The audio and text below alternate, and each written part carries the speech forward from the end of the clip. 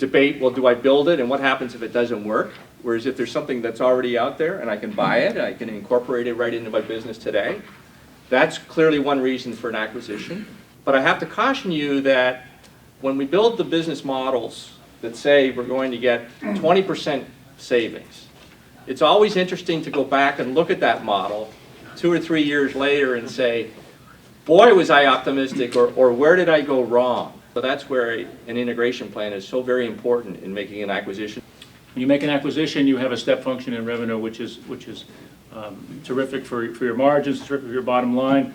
I think acquisitions keep it fun. I think it challenges the troops, and we've had a lot of success with acquisitions, getting everybody pumped up in the organization, because it's all hands on deck. Everybody's got to be thinking about what we have to do to make the acquisition happen, and everyone's proud of the fact after we bring a company in-house and we integrate it. We're not big believers in using investment bankers and advisors to help find acquisitions. We found it most effective to just go direct. Doing our homework, going to trade shows, being involved in trade organizations. I take it upon myself to contact those people directly, give them a phone call, run into them at a show. That's been a very, very successful strategy for us in order to find good acquisition candidates. Obviously, looking for targets, and increasingly in this environment, corporations has tons of cash, private equity has tons of cash. They have like $400 billion of private equity dry powder.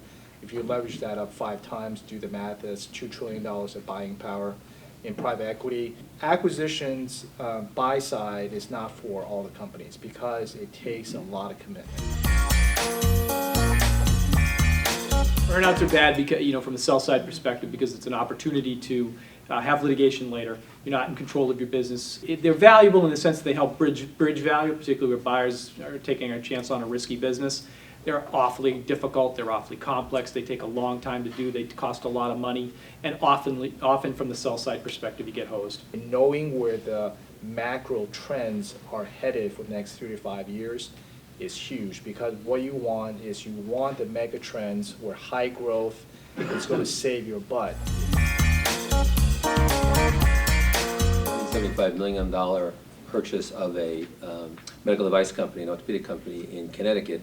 I was lucky enough to be on the front end and the back end. Part of the strategy was acquiring a company in the space that we felt we were negligent in, or at least didn't have a good presence in. We identified the candidate. We went through all of the goals as we went here, led the due diligence process at the company. We executed with a very collaborative team, and at the end of the day, both the company that was the acquirer, our company, as well as the seller, was very happy with the results. After selling my software company, we became a division of a publicly traded company and had access to acquisition capital. We stumbled upon an opportunity. It was another small software company in our industry that had very complementary products. The best thing about it was that these guys were just great, fun guys. My mother-in-law has a saying, life is too short to dance with ugly men, and I like that philosophy a little bit in business as well.